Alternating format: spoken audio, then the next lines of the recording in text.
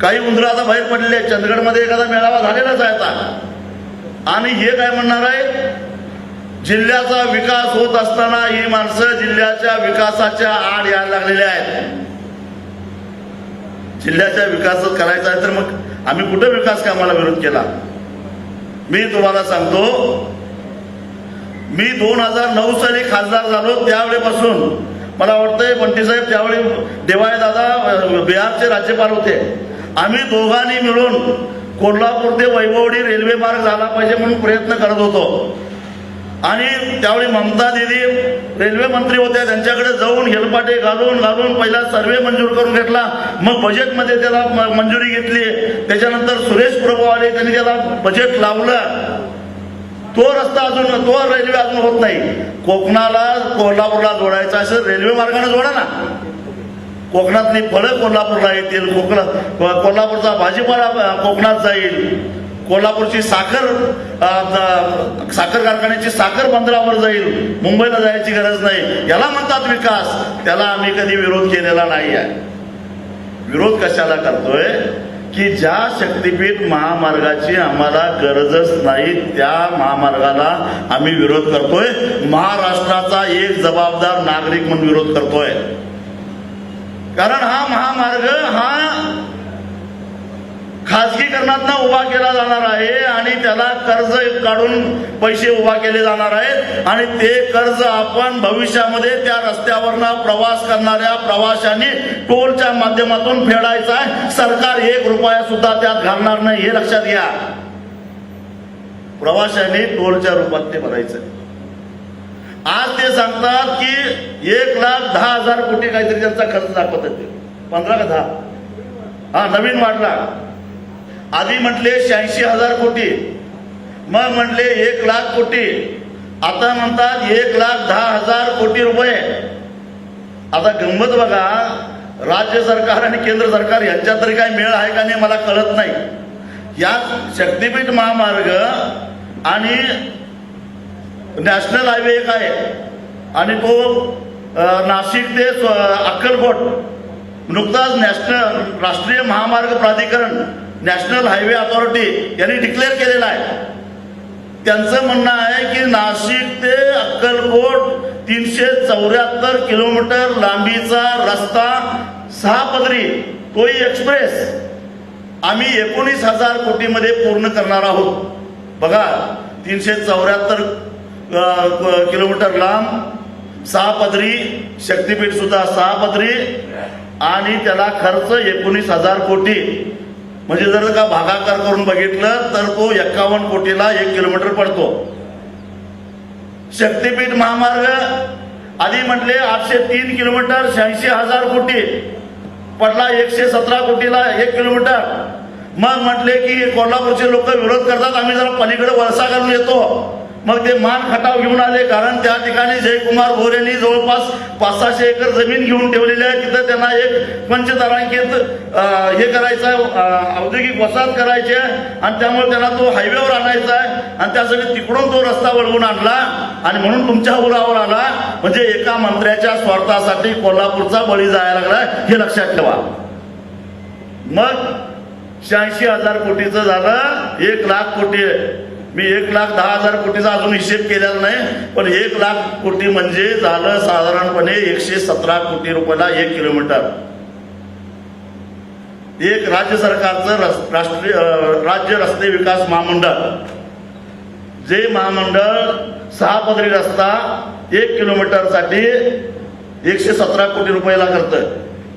एक राष्ट्रीय महामार्ग प्राधिकरण जे नाशिक ते अक्कलकोट हा रस्ता 6 पदरीच 1 किलोमीटरला खर्च करतं 51 कोटी रुपये. एका बाजूला 51 कोटी, एका बाजूला 117 कोटी. कशाला काय मिळ नाही. म्हणजे साधारणपणे जवळपास 55,000 ते 60,000 कोटी रुपयाचा ढपला पाडण्यासाठी हा महामार्ग आहे. हा तुमच्यासाठी नाहीच आहे, हे ध्यानात घ्या. 55,000 कोटी रुपये 2029च्या निवडणुकीसाठी त्यांना लागणार आहेत आणि ते तुम्ही द्यायचं आहे. काही ॲडव्हान्स सुद्धा घेतलेत असं माझ्या कानावर आलेलं. आता मगाशी मी म्हटलं की दोन वर्ग तयार होणार आहे, एक समर्थन करणारा वर्ग आणि एक विरोध करणारा. आपण आहे कारण आपल्याला आपली जमीन वाचवायची आहे, आपल्याला आपला जिल्हा वाचवायचा आहे, आपल्याला जिल्ह्यातली साखर कारखानदारी वाचवायची आहे, आपल्याला आपल्या जिल्ह्यातल्या सर्वसामान्य लोक जनतेची होणारी लूट वाचवायची आहे, म्हणून आपण त्याला विरोध करतोय. आणि दुसरा वर्ग जो समर्थन करणारा आहे त्यातल्यापैकी कुणाला तरी भराव टाकायचा मुरमा, कुणाचा मला वाटतं खाणी असतील दगडाच्या, कुणाचं स्टोन क्रशर असेल, कुणाचं JCB असतील, कुणाचं पोकलँड असेल, कुणाला ठेका घ्यायचा असेल, त्याच्यासाठी काही लोकांना समर्थन करायचं आहे. तुम्हाला माहिती आहे पूर्वीच्या काळी आमच्याकडे कडब्याच्या बडमी असायच्या आणि कडब्याच्या बडमी पावसाळ्यामध्ये कुठं मे महिन्यामध्ये कुठं गावाच्या बाहेर गावाच्या बाहेर जे शेत असतं गावंदरीत त्या शेतामध्ये गावातले लोक बडमी घालायचे आणि तो शेतकरी सुद्धा म्हणायचा अरे मुक्या जनावरांच्यासाठी बडीम घालताय, घाला माझ्या जागेमध्ये. आणि अगदी आनंदाने त्याला परवानगी द्यायचा आणि बडीम घालायला. फक्त मुक्या जनावरच्यावरचं प्रेम म्हणून घालत नव्हता, तर त्याला माहिती होतं की पावसाळ्यामध्ये हे 4 पेंड्या कडबा काढलं तर एखादी पेंडी आपल्यालाही मिळेल, त्या आशेने त्याला परवानगी देत होतं. तसं 50,000 कोटी रुपयाचा कडबा हे घेऊन जाणार आहे, त्यातला खाली पडलेला पाला तरी आपल्याला मिळेल म्हणून हे समर्थन करायला लागल्यात हे लक्षात घ्या. आणि त्यात आपला बळी जाणार आहे टक्केवारीसाठी. त्यातलं काहीतरी आपल्याला मिळतंय काय म्हणून मुख्यमंत्र्याला खुश करण्यासाठी आणि कुणाला तरी खुश करण्यासाठी, जो कोणी ठेकेदार येईल त्याच्याकडनं काही हप्ते घेण्यासाठी, यासाठी काही लोक या गोष्टीचं समर्थन करायला येणार आहेत. ते काही विकास पुरुष काही नाही आहे. आमचं म्हणणं आहे खरोखरच याची गरज आहे का? खरोखरच जर गरज असती तर गेल्या पुढच्या मग त्यांचा एक मुद्दा आहे, पुढच्या 20 वर्ष डोळ्यासमोर ठेवून आम्ही रस्ता करतोय. कारण मी म्हटलं शक्तीपीठ महामार्गाच्या समांतर असणारा जो काही नागपूर रत्नागिरी कोल्हापूरपर्यंतचा भाग आहे तो समांतर आहे. मग तो रस्ता आताच बांधून पूर्ण झालेला आहे आणि त्या रस्त्यावर 60 किलोमीटरला एक टोल आहे. त्या टोलवरनं दररोज त्यांना 40 लाख रुपये टोल वसुली व्हायला पाहिजे होती, पण प्रत्यक्षामध्ये 8 ते 9 लाख रुपये वसुली होती. म्हणजे याचा अर्थ काय, तो रस्ता क्षमतेच्या 25% वापरला जातो. एवढी वर्धा त्याच्यावर विरळ आहे. तुम्ही बघितलं असेल पंढरपूरला जाताना कधी ट्रॅफिक जाम झाले काय? कधीच नाही. अक्कलकोटला जाताना किंवा याला आपल्या तुळजापूरला जाताना अगदी नवरात्रीला सुद्धा ट्रॅफिक जाम होत नाही. मग नवीन रस्ता कशाला पाहिजे? आणि हा रस्ता त्याच्या शेजारी झाला, समजा आपण तर होऊन देणारच नाही, पण समजा त्यांनी केलाच तर काय होणार आहे, 4.5 लाख ह्या रस्त्याला गोळा होणार, 4.5 लाख त्या रस्त्याला गोळा होणार. दोन्ही रस्ते बोंबले तोट्यात आणि महाराष्ट्र जनतेवर 1 लाख कोटी रुपयाचं वर आणि डोक्यावर कर्ज. आधीच 9 लाख कोटीचं कर्ज आहेच महाराष्ट्रावर. म्हणजे 10 लाख करायचं आहे काय, 12 लाख कोटी कर्ज करायचं आहे काय, आणि ते महाराष्ट्राच्या जनतेला भरायला लागणार. यांचं काय हो, हे यांच्या झोळ्या घेऊन निघून जातील 2029ला, उद्या फेडायला लागणार आहे आपल्याला ते. त्यामुळं आमचा याला विरोध, म्हणजे पूर्णपणे अव्यवहार्य असणारा हा रस्ता आहे. दुसऱ्या बाजूला सांगली कोल्हापूर जिल्ह्याच्या बाबतीत बोलायचं झालं तर आधीच आम्हाला आलमट्टीच्या धरणामुळं, हिप्परगीच्या बंधाऱ्यामुळं आणि मांजरीच्या पुलाला घातलेला जो भराव आहे कृष्णा नदीवरचा, त्यामुळं कोल्हापूर शहर, इचलकरंजी शहर, आमचं शिरोळ तालुका, हातकणंगले तालुका, करवीर तालुका हे पुराच्या खाईमध्ये आहे. 15 दिवस जीव मुठीत धरून राहायला लागतं आम्हाला. का तर डोंगरावरनं वेगात येणारं पाणी, त्या पाण्याच्या प्रवाहामध्ये आलमट्टी, हिप्परगी आणि मांजरीचे हे जे काय अडथळे आहेत ते अडथळे निर्माण करतात. पाण्याचा वेग कमी होतो आणि पाण्याचा वेग कमी झाल्यानंतर वरनं येणारं पाणी परत वेगात येतं, पाणी तुंबत मागं जातं आणि पुराचा वेढा आपल्याला पडतो. जो पूर 4-5 दिवसात ओसरायला पाहिजे तो 15, 20 दिवस पूर ओसरत नाही. त्याच्यामुळं शेतीची वाट लागणार आहे.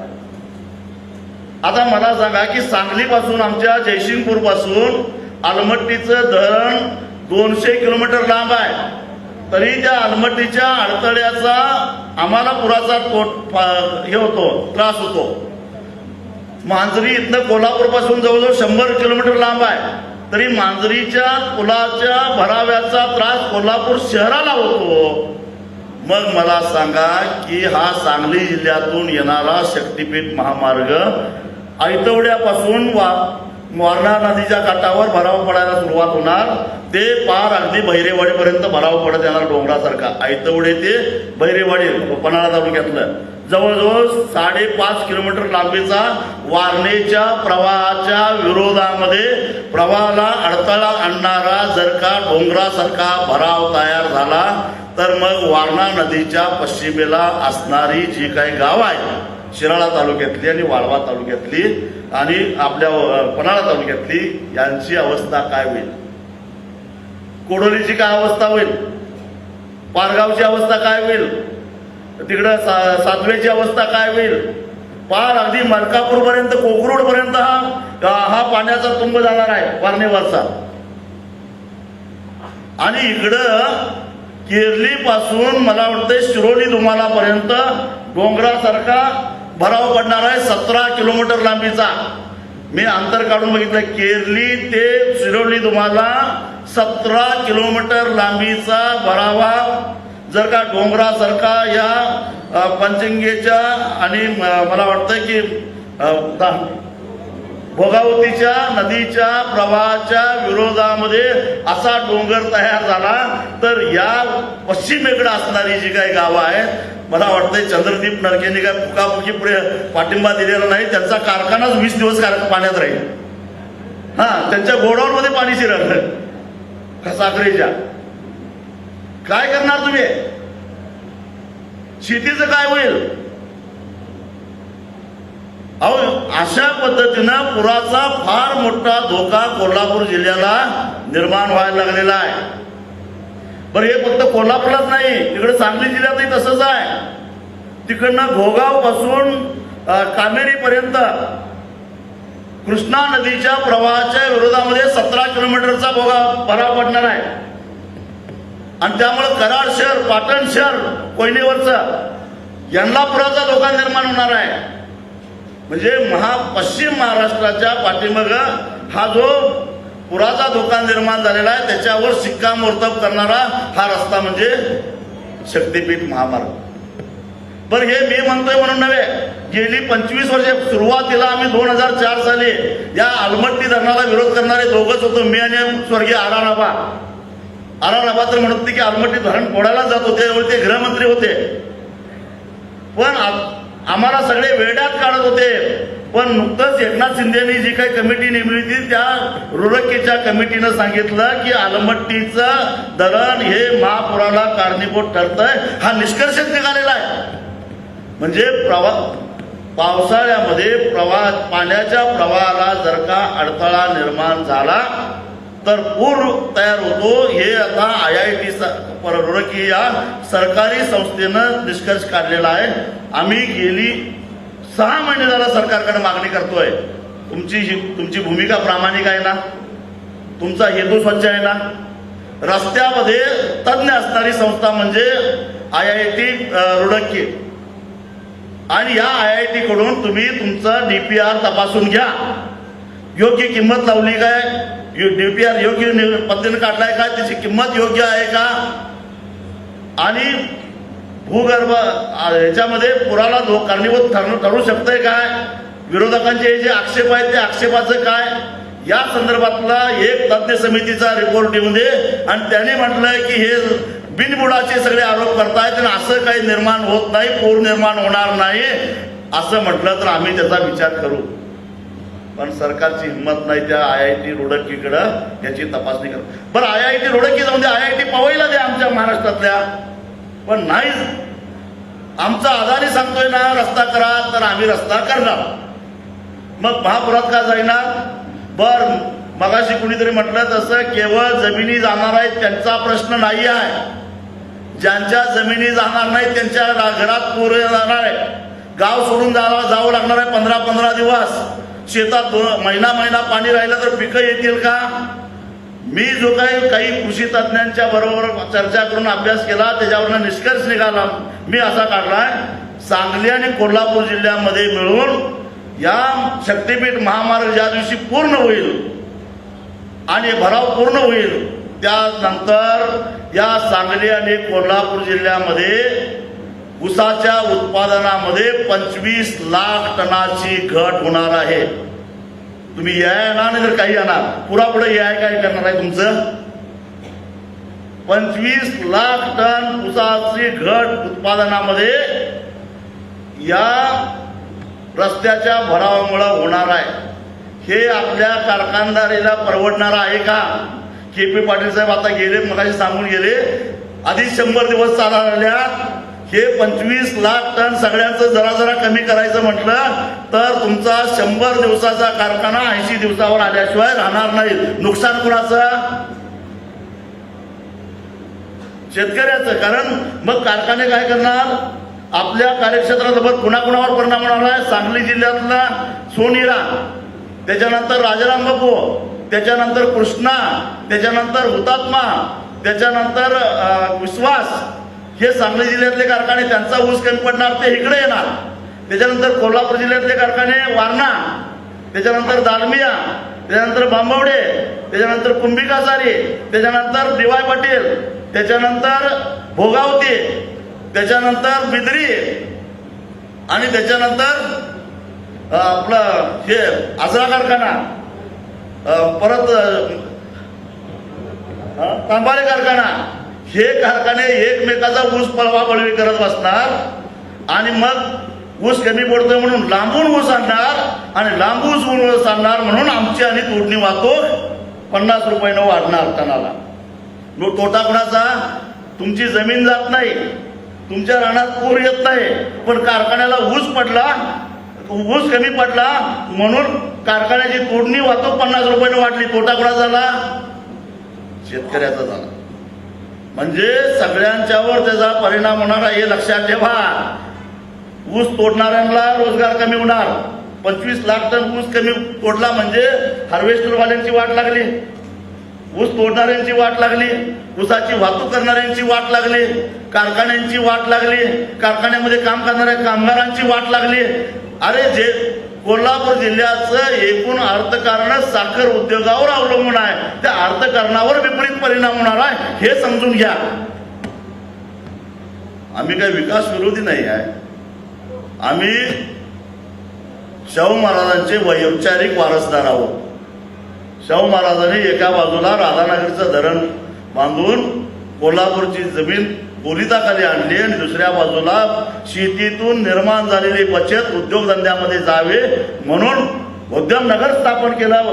कोल्हापूरच्या माणसाला उद्योजक बनवलं आणि तेवढंच नव्हे तर जयसिंगपूर सारखी बाजार समिती बसवून शेतकऱ्याला व्यापारी सुद्धा बनवलं. हे छत्रपती शाहू महाराजांचे विचार आणि त्या विचाराचे वैचारिक वारसदार आम्ही आहोत. आम्हाला शहाणपणा नका शिकू.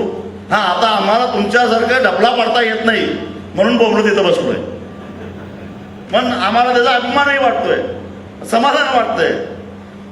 पण आम्ही हे होऊन देणार नाही. फडणवीस साहेब तुम्ही कितीही आटापिटा करा, हा शक्तीपीठ महामार्ग तुमचा ड्रीम प्रोजेक्ट पूर्ण होणार नाही म्हणजे नाही. ही काळ्या दगडावरची रेग आहे.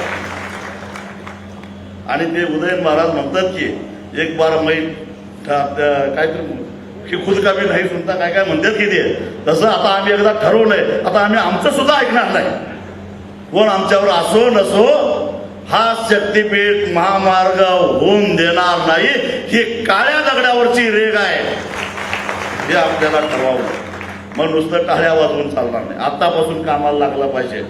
कामाला लागायचं म्हणजे यांना जसं तिकडनं पळवून लावलं की नाही इकडं, तसं इकडनं दुसरीकडे पळवून लावायचं असेल म्हणजे यांना पूर्ण 13 जिल्ह्यातनंच पळवून लावायचं आहे. पण तुर्तास आपण आपल्या जिल्ह्यापुरता विचार करू. इथनं पळवून लावायचं असेल तर सुरुवात आपल्याला मोजणीपासूनच विरोध करावा लागेल. संयुक्त मोजणी होऊन द्यायची नाही. हे बघा ती कुठली मोनार्क काय कुठली कंपनी आहे त्यांच्याकडे सर्व्हे दिली नाही. त्या मोनार्क कंपनीचे काहीतरी ड्रोन येतील, त्या मोनार्क कंपनीचे काही लोक मला वाटतं सॉइल सॅम्पल काढायला ट्रॅक्टर बिक्टर घेऊन येतील, पिटवून टाकतो सरळ ट्रॅक्टर. ते काय सरकारी मालमत्तेचं नुकसान होत नाही, काय काळजी करू नका. ते कुठल्या तरी ठेकेदाराचंच असतंय, त्याचं बघू मागणं काय करायचं ते. त्याला म्हणायचं तुला भाडं मिळणार आहे, मग ट्रॅक्टर पाहिजे काय भाडं पाहिजे ट्रॅक्टरचं? ते काय म्हणाल? हा, ट्रॅक्टर पाहिजे काय भाडं पाहिजे? भाडं नको, ट्रॅक्टर असून ते म्हणणार नाही. मग तुझं पहिला ट्रॅक्टर आला की त्याला सांगायचं की त्याला विचारायचं ट्रॅक्टर पाहिजे काय भाडं पाहिजे. ड्रोनवाल्याला म्हणायचं 6-7 लाख रुपयाला बाबा एक ड्रोन येतोय. आमच्याकडे गोपणीची दगड आहे, गोपन आहे, दगड आहेत. एका गोपणीच्या टिप्पीऱ्यात तुझा ड्रोन खाली पडतो. फक्त इराणच नाही, इराणकडेच ड्रोन नाहीत, आमच्याकडे सुद्धा गोपणी आहे. त्या गोपणीनं तुमचे ड्रोन पाडायला आम्हाला वेळ लागणार नाही. आणि ते ड्रोन पडले तर 7 लाखाचं नुकसान तुला सोसणार आहे का? ती मोनार कंपनी तुला भरून देणार आहे का? मग गपगुमानं इथनं निघून जायचं. म्हणजे ड्रोननं सर्वे होऊन द्यायचं नाही, सॉईल सॅम्पल काढून द्यायचा नाही, संयुक्त मोजणी करायला ग्रामपंचायत आली तर पळवून लावायचं. कसं पळवून लावायचं ते मनोज पराकडे मगाशी सांगितलं. पाहुणचार कसा करायचा, असा पाहुणचार गावोगावी झाला पाहिजे. तुम्हाला जर वाटलं जरा ताकद कमी पडत्या, आम्हाला सगळ्यांना निरोप द्या, आम्ही सगळे येतो, परंतु हा पाहुणचार चांगल्या पद्धतीनं झाला पाहिजे. असा पाहुणचार झाला पाहिजे की पाहुणचार झालेला माणूस आयुष्यभर लक्षात ठेवला पाहिजे. तुम्ही आम्हाला अतिरेकी म्हणा नंतर लक्षवादी म्हणा, काही फरक पडत नाही. पण अशाच पद्धतीनं तुम्हाला हे आंदोलन पुढे न्यायचं आहे. आणि मग संयुक्त मोजणी जोपर्यंत पूर्ण होत नाही तोपर्यंत डीपीआर तयार होत नाही. आणि डीपीआर जोपर्यंत तयार होत नाही तोपर्यंत हा प्रकल्प पुढे जात नाही. एकदा मोजणी झाली तर मग अडचणी येतात, हे लक्षात घ्या. त्यांनी काय केलंय तुम्हाला सांगतो. सगळं नियोजनबद्ध रीत्यानं चाललेलं आहे. त्यांनी हेरून या शक्तीपीठ महामार्ग रेटण्यासाठी अधिकारी आणून ठेवलेले आहेत आधीच. ते अधिकारी जोर जबरदस्ती करतील, त्यांना जोर जबरदस्तीला पण भीक घालायचं नाही, हे लक्षात ठेवा. हे जाणीवपूर्वक चाललेलं आहे. मी परवाच सांगितलं की जो वादग्रस्त पोलीस अधिकारी आहे, कोणतरी दोषी, ते दोषी कुठं, तिथं पहिल्यांदा जरांगे पाटलांचं आंदोलन मोडून काढायला लाठीमार करायला तोच दोषी होता. नंतर साताऱ्याला तोच दोषी होता. आता दोषी आणून ठेवलाय सांगलीला, कारण त्यांना वाळव्यातनं शक्तीपीठ आणायचं आहे. तशी माणसं हुडकून त्यांनी आणून ठेवलेली आहेत. मी तुम्हाला सावध करून ठेवतोय. आणि म्हणून ही कुठलीही माणसं आणून द्यात, पण त्याला हे कोल्हापूर आहे त्यांना अजून माहीत नाही. आणि हे सगळं आपल्याला हाणून पाडायचं आहे. त्यासाठी पहिल्यांदा आता एक मेळावा झाला. मला वाटतं एक संयुक्त आपल्याला मोर्चा काढायचा आहे. तो मोर्चा काढायची तारीख काय असेल ती तुम्ही मला सांगा, सगळ्यांच्यावर चर्चा करा. एक आपण प्रचंड मोठा मोर्चा काढू जिल्हाधिकारी कार्यालयावर. आणि तो मोर्चा काढण्याच्या आधी गावोगावी आपल्या बैठका झाल्या पाहिजेत. एक सुद्धा माणूस सुटता कामा नये. ते विचारायचं आता फाळणी झाली पाहिजे. तिथं पार्ट्या दोनच, एक पार्टी शक्तीपीठ व्हायला पाहिजे म्हणणारी आणि एक पार्टी शक्तीपीठ नाही व्हायला पाहिजे म्हणणारी. आणि शक्तीपीठ नाही व्हायला पाहिजे म्हणणाऱ्यांचं बहुमत गावागावामध्ये झालं पाहिजे. तशी तयारी आपल्याला करायला पाहिजे. शक्तीपीठ व्हायला नाही पाहिजे म्हणणाऱ्यांची बाजू सत्याची आहे, न्यायाची आहे. आणि जिल्ह्याच्या बाजूनं जिल्ह्याचं अर्थकारण, जिल्ह्याचं समाजकारण, जिल्ह्याची शेती, जिल्ह्याची कारखानदारी वाचवण्यासाठी, जिल्ह्यातल्या गोरगरिबांना वाचवण्यासाठी शक्तीपीठ नाही झाली पाहिजे असं म्हणणाऱ्या पार्टीचं म्हणणं आहे. शक्तीपीठ झालं पाहिजे म्हणणाऱ्यांना कमिशन पाहिजे, पैसे पाहिजेत, खर्चाला पाहिजे, नेत्याला खुश करायचा आहे आणि मला काहीतरी मिळेल, हे शक्तीपीठ झालं पाहिजे म्हणणाऱ्यांची पार्टी. आता लोकांना म्हणावं निवड तुम्ही करा. मला सांगा की महापूर येतोय त्यावेळी सगळ्यात जास्त त्रास कुणाला होतोय? गावातल्या गरीब माणसाला. जो गरीब माणूस ज्याचं सिंगल घर असतं कौलाचं, सगळी भांडी कुंडी ट्रॅक्टरमध्ये भरून टेम्पोमध्ये भरून 15 दिवस गाव सोडून जायला लागतं. जो पैसेवाला असतो तो दुसऱ्या मजल्यावर तिसऱ्या मजल्यावर आपली भांडी कुंडी ठेवतोय, कुलूप घालतोय, पाहुण्याच्या जाऊन राहतोय. पण गरिबांनी काय करायचं? म्हणजे म्हणून मी मगाशी म्हटलं की गरिबांच्या बाजूने उभा राहायचं असेल तर शक्तीपीठ महामार्गाला विरोधच करावा लागेल. एवढंच सांगतो आणि इथंच थांबतो. धन्यवाद. एबीपी माझा, उघडा डोळे बघा नीट.